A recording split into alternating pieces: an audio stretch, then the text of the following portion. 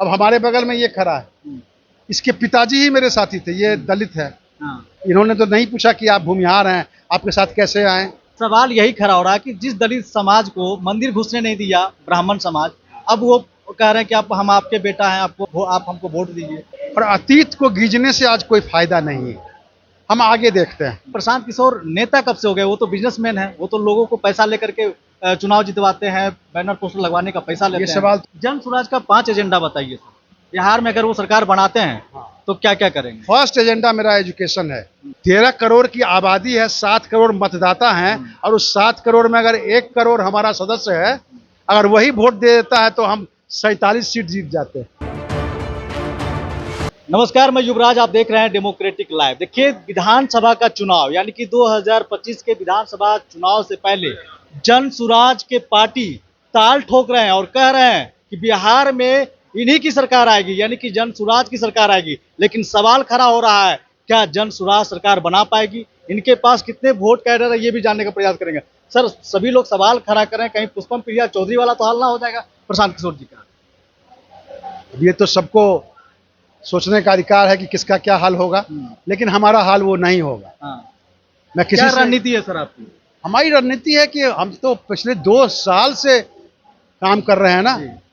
प्रशांत किशोर कोई अनजाने चेहरा नहीं है, जिसका आपने नाम लिया वो अनजाना चेहरा था। प्रशांत किशोर अनजाना चेहरा नहीं है। प्रशांत किशोर भारत में पिछले 10 ये चुनाव का प्रबंधन करने के पहले 10 वर्षों से वो यूएनओ के बिहाफ में वो कुपोषण पर काम कर रहा है पिछले कई राज्यों में। 10 वर्ष का उसको अनुभव है। उसके बाद कई वर्षों तक उन्होंने पार्टियों के चुनाव का प्रबंधन किया है, उनके लिए नीतियों का प्रस्ताव किया है। उन्होंने पूरे हिंदुस्तान की राजनीति को नज़दीक से देखा है, और मुझे ये उम्मीद नहीं थी कि ये जो एक चुनाव प्रबंधन के एक्सपर्टीज रखते हैं, वो इस तरह से बिहार में राजनीतिक परिवर्तन के लिए का चुनौती स्वीकार करेंगे और इतनी मेहनत से पिछले 2 साल से काम करते रहेंगे, इसकी मुझे उम्मीद नहीं थी।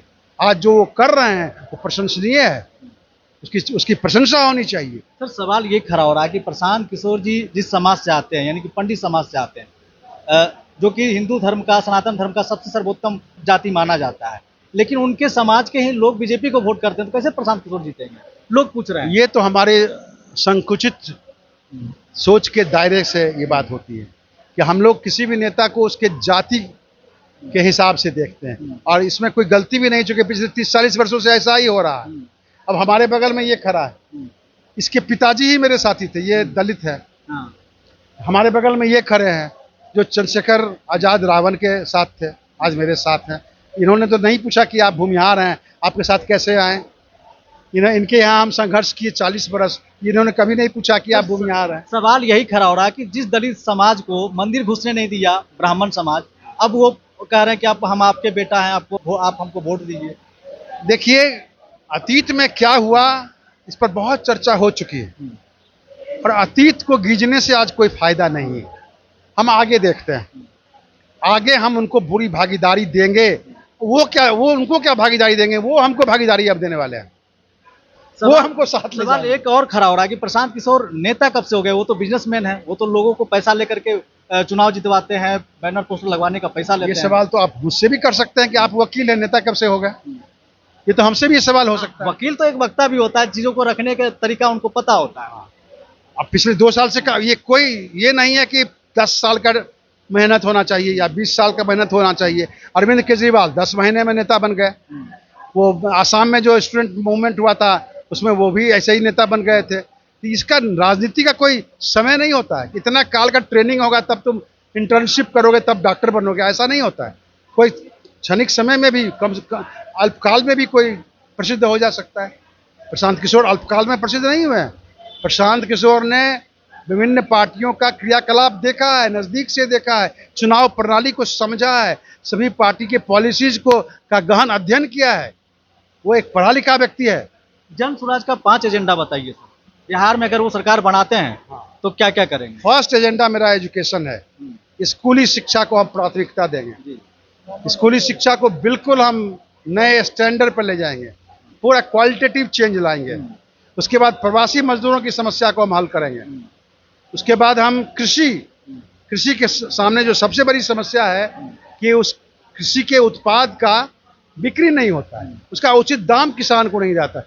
इस पर हम ध्यान देंगे और ब्यूरोक्रेसी में चेंज लाके यहाँ बिजनेस फ्रेंडली एटमॉस्फेयर बनाएंगे ताकि पूंजी निवेश हो, स्थानीय पूंजी निवेश को हम एनआरआई को नहीं बुलाने जा रहे हैं, एनआरआई की मीटिंग नहीं करने जा रहे हैं। अदानी आते हैं तो अच्छी बात है, हम अदानी के पीछे नहीं दौड़ने जा रहे हैं। हम बिहार में 10,000 मैन्युफैक्चरिंग हब बनाना चाहते हैं, छोटे छोटे कुटीर उद्योग खड़ा करना चाहते हैं, व्यापक कॉरपोरेटिव्स बनाना चाहते हैं, बड़े बड़े कॉपरेटिव, अमूल टाइप का कॉपरेटिव बनाना चाहते हैं जो किसान के उत्पादों का बिक्री करेगा, किसानों को उचित मूल्य देगा। ये हमारी प्राथमिकता है। सर एक आखिरी सवाल, जन स्वराज का असली वोटर कैडर कौन है? कौन जन स्वराज को वोट करेगा? जन स्वराज में तो 2-4 दिनों में 1 करोड़ सदस्यता उसकी होने जा रही है और आज हम लोग जितने लोग मिले हैं 5 लाख तो हम लोग जोड़ देंगे उसमें, एक सप्ताह में 5 लाख हम जोड़ देंगे तो 13 करोड़ की आबादी है, 1 करोड़ से क्या होगा सर?